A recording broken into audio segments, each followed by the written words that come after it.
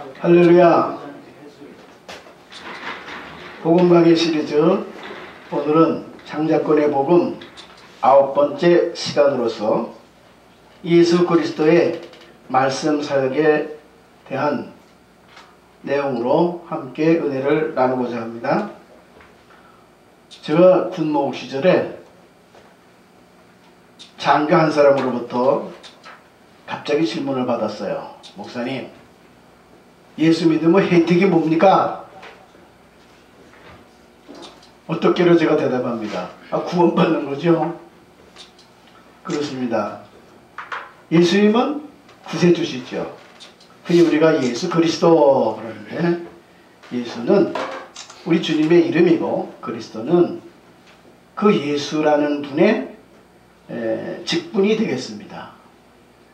그런 부름을 받은 자로서 하시는 직분이 있는데, 그 직분이 제사장, 왕, 선지자 세 개의 직분을 가지고 우리를 구원하신다는 말씀입니다. 우리가 잘 아는 요한복음 1장 12절 말씀 보면, 영접하는 자 곧 그 이름을 믿는 자들에게는 하나님의 자녀가 되는 권세를 주셨다고 했습니다. 예수 믿으면 혜택이 뭐냐? 예수 믿으면 하나님의 자녀의 자격을 얻는다라고 하는 것입니다. 문제는 예수 믿는 게 문제죠. 어떻게 하면 믿을 수 있을까요? 많은 믿지 않는 사람들이 믿음이 없어서 우리 믿는 사람들이 볼 때 안타까운데, 어떻게 하면 그들에게 믿음이 생기게 할 수가 있을까요? 로마서 10장 17절 보면, 믿음은 들음에서 나며 들음은 하나님의 말씀으로 말미암음이라 했습니다. 하나님 말씀 들어야 믿음이 생긴다 하는 것입니다. 제가 그 영어 성경에서 보니까 faith in God 이런 영어 영문의 글이 나와요. 그러니까 하나님 안에 있는 믿음이다 이런 뜻으로 생각을 해보는데, 말씀을 들으면 내가 그 말씀에 그만 내 마음이 심취돼서 하나님 안으로 들어간다 그런 얘기입니다. 우리가 예수를 영접하면 또한 예수님은 우리를 영접해요. 그래서 내가 하나님 안으로 들어가서 하나님과의 관계가 이루어지는 것, 이게 믿음이라고 보겠습니다. 예수님은 요한복음 6장 63절에서 살리는 것은 영이니 육은 무익하니라. 내가 네게 이르는 말이 영이요 생명이니라 그랬어요. 영도 되고 생명도 된다는 말이 아니라 생명을 이루는 영이다 그 말입니다. 예수님의 말씀에 능력이, 이런 영적인 능력이 있음을 보여주고 있습니다. 히브리 4장 12절 보면, 하나님의 말씀은 살았고 운동력이 있어 좌우에 날선 어떤 검보다 예리하여 영과 혼과 관절 고수를 찔러 쪼개기까지 한다 했습니다. 이것은 하나님의 말씀을 마음속에 들을 때 그 말씀에 영적 생명력이 있어가지고 우리의 영혼 깊숙이 들어와서 작업을 한다 하는 것입니다. 무슨 작용을 할까요? 무슨 생명사역을 할까요? 베드로전서 1장 23절 보면, 우리가 거듭난 것은 썩지 않는 씨로 된 것이라고 그랬는데, 그것이 하나님의 말씀이다 그랬어요. 하나님의 말씀은 비유컨대 씨와 같은데, 썩지 않는 씨라는 거죠. 밭에 씨를 뿌리면 그 씨가 땅속에 들어가서 그것이 음이 터가지고 거기서 생명체가 올라오는 것처럼, 하나님의 말씀이 우리 속에 들어오면 내게 생명을 주어요. 믿음이라는 생명을 줍니다. 그 믿음이 더 자라가지고 이제 하나님 앞에 우리가 새 생명의 은혜를 받게 된다 하는 것입니다. 야고보 1장 18절 보면, 진리의 말씀으로 우리를 나오셨다 했는데, 진리의 말씀으로 나오셔서 우리를 천열매로 하나님 앞에 드린다 그랬습니다. 그러니까 예수를 믿는다는 것은 말씀을 들어야 되고 그 말씀이 내 속에 영혼 깊숙이 들어와서 씨처럼 싹이 나가지고 그리고 자라서 이것이 하나님 앞에 드려지는 그런 그 천열매처럼 된다 하는 것입니다. 천열매란 무엇인가요? 구약에서 보면 하나님은 명하십니다. 모든 첫 것은 내 것이다. 짐승의 첫 새끼도 내 것이고 곡식을 심은 그 수확의 첫 열매도 내 것이다. 내게 돌려라. 그리고 더 중요한 얘기는 사람의 첫 아들, 맏아들도 내 것이다. 내게 돌려라. 이렇게 명령하십니다. 그것은 하나님은 당신의 것으로 성별하는 것이 있는데 첫 것 아니면 안 받으신다고 하는 것입니다. 이렇게 말씀을 정리해보면 하나님 말씀으로 생명으로도 거듭나서 하나님의 자녀가 되되 하나님이 받으시는 첫 열매로 받으신다 하는 것입니다. 오늘 본문 요한복음 1장 14절입니다. 말씀의 육신이 되어 우리 가운데 거하심에 우리가 그 영광을 보니 하나님의 독생자의 영광이요 은혜와 진리가 충만하더라 이 말씀이에요. 이 말씀 속에 있는 것을 보면 태초부터 계셨던 하나님이 인간의 몸을 입고 이 땅에 오셨다 하는 것입니다. 성육신이라는 거죠. 도성인신이라고 하는 것입니다. 그래서 우리 가운데 거하신다고 했는데 우리 가운데라는 것은 이 세상에 와서 계신다는 그런 넓은 뜻으로 보겠지만은 우리 가운데라는 것은 우리 영혼 가운데 오신다는 뜻으로 봐야 됩니다. 예수님이 이 세상에 어디 오셔서 뭐 들에 계시겠습니까? 산에 계시겠습니까? 그냥 일반 건물에 계시겠습니까? 우리 마음에 들어오려고 이 땅에 오신 것이거든요. 계시록 3장 20절 볼지어다 내가 문 밖에 서서 두드리노니 누구든지 내 음성을 듣고 문을 열면 내가 그에게로 들어가 그로 더불어 먹고 그는 나로 더불어 먹으리라. 마음을 열면 예수님이 내 안에 들어오시는 거예요. 마음 열고 예수님을 영접하면 내 속에 들어와서 나와 동고동락하신다 하는 약속 아닙니까? 그래서 우리 속에 들어와가지고 그 예수님의 그 사역인 그리스도로서의 사역, 곧 제사장 사역, 왕의 사역, 선지자 사역을 하신다 하는 것입니다. 제사장 사역으로서 우리 죄를 대속하사 당신 몸을 희생하심으로 내 죄를 속량해 주셨지요. 계시록 5장 9절에 많은 족속 가운데서 우리를 피로 사서 하나님께 드리시고 그랬어요. 그러니까 예수님의 피의 능력으로 피의 은혜로 말미암아서 우리가 구원받게 되면 죄에서 구원받은 것이고 죽음에서 구원받은 것입니다. 그래서 하나님께 드리게 된다 하는 것이죠. 또 예수님이 왕의 사형으로 볼 때에 왕은 지배자요 다스림자요. 예수님이 부활하심으로써 죽음에 대해서 승리하셨죠. 그래서 예수께서 잠자는 자들의 첫 열매가 되신 겁니다. 예수님이 부활하심으로 잠자는 자들의 첫 열매가 되셨더라 하는 거죠.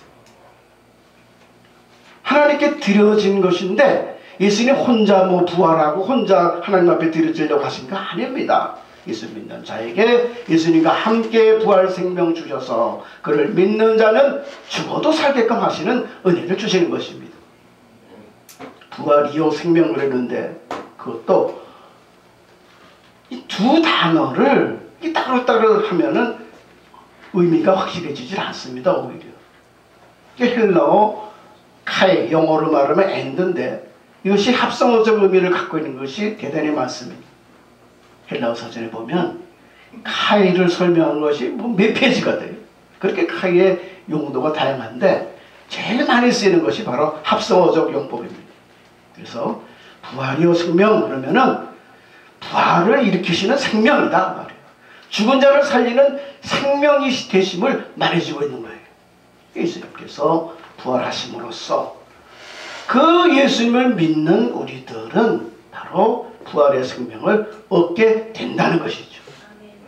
예수님이 첫 열매 되심으로 우리도 예수 안에서 함께 첫 열매로 하나님 앞에 드려져서 하나님의 자녀의 자리에 올라가게 됐다는 것입니다. 또 예수님의 그 선지자 사역으로서의 말씀 사역을 생각해 본다 할지라도 아까 잠시 봤지만은 그 야고보 1장 18절에서처럼 우리를 첫 열매로 만드시려고, 첫 열매로 받으시려고 우리를 진리의 말씀으로 나오셨다라고 하는 것이죠. 예수님이 혼자 첫 열매가 아니시고 우리를 당신의 말씀으로 거듭나게 하셔서 첫 열매로 받으셔서 하나님의 자녀의 권세를 주시게 됐다고 하는 것입니다. 오늘 요한 1장 14절을 보니까 우리가 그 영광을 보니 아버지의 독생자의 영광이요 그랬어요. 빛 대신 예수님이 이 어두운 세상에 오시니까 그게 영광입니다. 근데 그 영광 속에 있는 게 뭐냐? 은혜와 진리가 충만하더라 그 말이에요. 여기도 은혜와 진리 두 단어가 가운데 카이라는 단어로 연결이 됩니다. 은혜로운 진리라는 거죠. 은혜는 하나님께서 값없이 주시는 것인데 예수님이 이 땅에 오신 것도 은혜요. 그분을 내가 마음속에 모셔드린 것도 은혜요. 내 속에서 생명사역을 하시는 것도 은혜입니다. 값없이 주시는 거죠. 그 모든 내용을 기록한 것이 바로 진리예요. 참 진리다라고 하는 것입니다. 그래서 그 예수님을 믿고 받아들이게 될 때 그 은혜와 진리가 충만함이 우리의 것이 된다라고 하는 것입니다. 요한 1장 16절에 보면은 우리가 그의 충만한 데서 받으니 은혜 위에 은혜로라 그랬어요.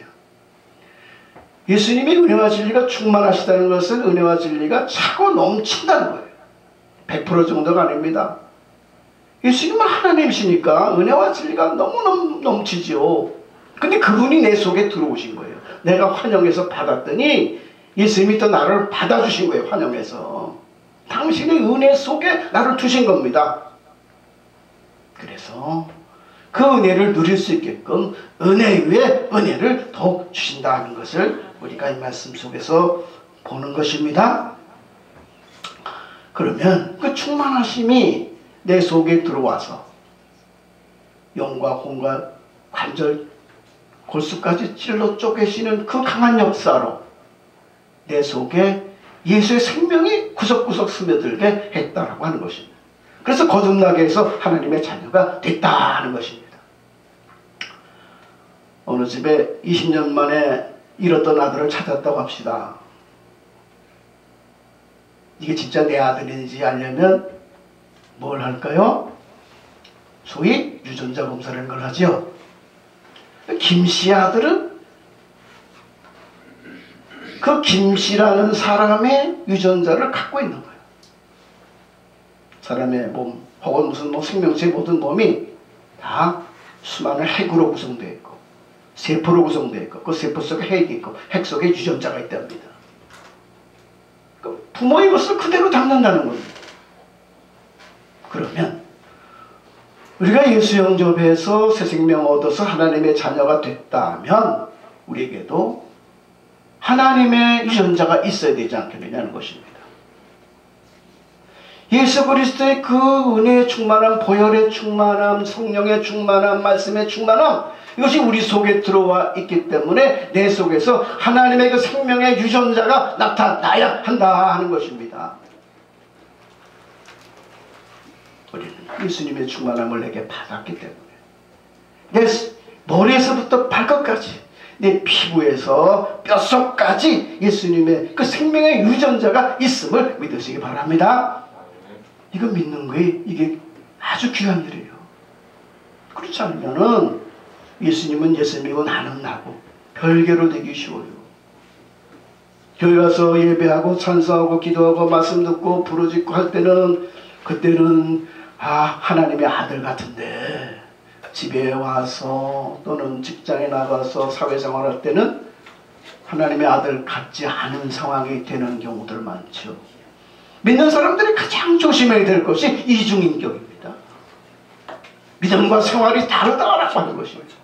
왜 그럴까요? 이유가 있습니다. 내 모든 머리에서부터 발끝까지 이 피부에서 뼛속까지 예수의 생명의 인자가 충만히 있다는 확신이 없게 됐기 때문에 그렇습니다. 그래서 이 예수님의 생명의 인자가 내 속에 그대로 살아있어야 됩니다. 내 머릿속에 예수님 생각, 하늘나라 생각, 신령한 생각, 거룩한 생각으로 가득 차 있어야 됩니다. 내 마음속에 예수의 마음이 그대로 이루어져 있어야 된다는 것입니다. 너는 내게 배우라. 나는 마음이 온유하고 겸손하다. 예수의 인자함, 예수의 그 온유함, 예수의 겸손함, 예수의 그 DNA가 내 속에 있단 말이에요. 예수님의 그 유전자가 내 속에 있단 말이죠. 그럼 그게 나타나야 되는 거예요, 겉으로. 예수님의 품성, 영성이 내 속에 그대로 나타나야 된다는 것입니다. 말에서 나타나야 됩니다. 너희가 무슨 말을 하려거든 하나님 말씀을 하는 것 같이 하라고 하지 않았습니까? 내 입에서 하나님 말씀이 나가야 돼요. 찬양이 나가야 됩니다. 이 지방에서 목회할 때 1년에 한 번씩은 어디 지방에 온천에 교회에서 관광버스 타고 갑니다. 근데 관광버스 타고 갈 때 심심하니까 이제 노래들을 부르는데 유행가를 그렇게 불러요. 어느 집사는 뭐 자기 유행가를 200곡을 뭐 그냥 부를 수 있대나? 앞이 노래지더라고요. 내가 목회하는 교회 집사가 그 정도냐. 그 다음부터는요, 절대 교회에서 관광차 타고 어디 갈 때 절대 유행가 못 부른다. 찬송만 부른다. 복음성을 부르든지 찬송할 책을 갖고 가든지 하여튼 프린트해서 가져가든지 이렇게 해서 이것만 부르자. 불만하는 모습에도 들렸지만 믿는 사람들이 가는 곳은 버스를 탔든 온천을 갔든 산을 갔든 들이 갔든 해변가에 갔든지 거기가 교회다. 교회에서 우리 유행가 부를 수 있냐. 생각하는 거, 말하는 거, 행하는 거, 모든 문화생활 전체가 예수로 충만히 나타나야 된다라고 하는 것입니다. 이제 예수의 충만함이 내 속에 있을 때에 시샘하는 자가 있어요. 원수마귀가 시샘합니다. 시험이 옵니다. 광야를 만납니다. 시련을 당합니다. 이때에 이겨야 됩니다. 그래서 이스라엘 사람들은 광야 생활할 때 어떻게 했어요? 매일 하늘로부터 만나가 내렸잖아요. 하나님 먹을 거 없어서 만나 내려주신 것도 맞지만은 그건 육의 양식이 아니에요. 신명기 8장 3절 너희 조상이 광야에서 만나를 먹은 것은 사람이 떡으로만 살 것이 아니오 오직 하나님께로부터 나오는 하나님 입으로 나오는 하나님의 말씀으로 살아야 될 줄 알게 하려 합니다. 그랬어요. 육을 가졌으니 육의 양식 먹는 거 당연하죠.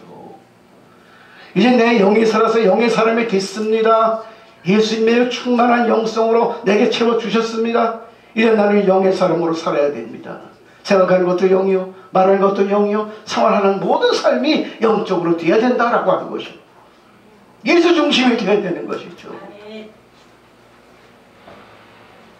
매일매일 이 말씀을 읽어야 됩니다. 늘 듣던 말이죠. 매일 성경을 읽어라 하는 얘기. 다른 뜻이에요. 이 말씀 한마디 한마디 속에서 예수의 생명력으로 내 생명을, 내 양식을 삼자라고 하는 것입니다. 성경은 성령의 감동으로 기록되지 않습니까? 성령의 감동이 있기 때문에 성경 한 절 한 절, 한 단어 한 단어가 다 성령이 충만한 단어인 줄 믿으시기 바랍니다. 그 말씀 한마디 한마디 한 단어 속에 예수께서 계신 것을 믿으시기 바랍니다. 한 단어로 놓치면 안 되는 거예요. 그 말씀을 읽고 또 읽고 읽다 보면 은혜가 됩니다. 깨달아집니다. 제가 한참 따르다가 이제 세상 떠나가신 방재일 목사님, 그분이 늘 하는 말씀이 그거예요. 하나님 말씀을 되새김질해라. 소가 여물을 먹고 풀을 뜯어 먹고 나중에 위에서 다시 올려서 다시 씹어 먹듯이 하나님 말씀 한 번 읽었다고 지나가지 말고 그거 다시 씹어라. 또 하나님 말씀을 뭐 10번 100번 읽으면 되지 않냐, 뭐 그것도 그럴 법은 하지만은 그 말씀에서 하나님이 뭘 말씀하시고자 하는 것을 깊이 깊이 하나님께 기도하면서 물어가면서 하나님 말씀을 들어라 그 말이에요. 한번 그 어른이 예를 들으셨어요. 무슨 예를 들으셨느냐, 여호와께서 모세에게 일러 가라사대. 가라사대 그럼 무슨 말씀이 나와야 그 은혜가 될 거 아니겠어요, 우리 생각에는. 근데 그 어른은 거기서 끝나요. 여호와께서 모세에게 일러 가라사대. 거기서 무슨 진리가 있고 은혜가 있겠나 했더니 아니더라고요. 여호와 일러 가라사대 모세에게 하나하나 뜯어보니까 그렇게 은혜가 된다는 거예요. 저도 한번 해봤어요. 그래서 하나님 어떤 분인가, 아버지 하나님이구나, 창조자 하나님이구나, 나를 사랑하신 하나님이구나. 모세에게 말씀하셨으면 내게는 오늘날 뭐라고 말씀하시나? 나는 오늘날 모세처럼 하나님의 음성을 듣고 있는가? 성경을 뭐 100번 1000번 읽는 것도 꼭 해야 될 일이긴 합니다만은 그 말씀 속에서 내게 주시는 음성을 들을 수 있어야 되겠다라고 하는 것입니다. 계시록 1장 3절, 이 말씀을 읽는 자와 듣는 자와 지키는 자가 복이 있나니 때가 가까움이라 그랬어요. 성경책은 글씨로 되어 있기 때문에 읽어야 됩니다. 그러니까 읽고 쓰고 열심히 합니다. 그 다음에 듣는 자라고 그랬어요. 이 말씀 속에서 뭐를 말씀하시는지 들어야 되는 거예요. 영의 귀가 필요합니다. 성령이 교회들에게 하시는 말씀을 들을지어다. 하나님의 말씀 속에서 그 말씀이 내게 주시는 음성을 듣지 않으면 어떻게 될까요? 성경이 지식화됩니다. 교리화됩니다. 성경이 지식화되고 교리화되면 어떻게 되는지 아십니까? 반드시 교만해집니다. 이 말씀이 생명이 되어야 돼요. 그리고 다음 단계로 넘어가서 무엇이 되어야 되냐면은 실천이 되어야 되는 거죠. 성령을 따라 할 수가 있게 됩니다. 말씀을 따라 행할 수가 있게 됩니다. 순종할 수가 있게 된다라고 하는 것입니다. 읽는 것, 듣는 것, 지키는 것이 충만하신 그 예수님의 진리가 내 속에 들어와서 내게도 그것이 딱딱 실천이 될 수가 있다라고 하는 것입니다. 말씀이 이제 마무리 짓습니다. 때가 가까움이라 했어요. 우리가 언제 죽을지 모른다는 의미도 있겠지만은 예수님 그 당시도 때가 가깝다고 그랬으니 2000년이 지난 오늘날 얼마나 때가 더 화급하게 가깝습니까? 아까 말씀드렸던 그 방재일 목사님 어록 가운데 이게 있어요. 아마 오늘. 아마 오늘이 무슨 말입니까? 예수님이 아마 오늘 오실지 모른다는 그런 깨어있는 믿음을 가지라는 것이죠. 저는 그것을 제 나름대로 다시 번역했어요. 아마 오늘, 그것은 곧 오신다. 모든 세상 돌아가는 상황 보면 예수님 곧 오실 것입니다. 예수님의 주 충만하신 은혜, 보혈 충만, 성령 충만, 말씀 충만, 그것이 내 것입니다. 내가 그래서 온전히 영의 사람으로 깨어있을 때에 예수님 언제 오신다 할지라도 맞이할 수가 있게 될 것입니다. 예수님의 이 말씀 사역, 선지자 사역이 내게 그대로 이루어져서 다시 오실 주님을 다 같이 만나 뵐 수 있으시기를 주의 이름으로 축원합니다.